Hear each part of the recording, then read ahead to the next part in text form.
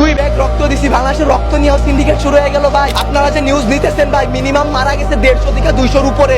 আপনারা নিউজ দিতেছেন এইখানে 10 জন, ওইখানে 1 জন, ওইখানে 2 জন। আল্লাহ ছাড় দেয়, ছাইরা দিবে না।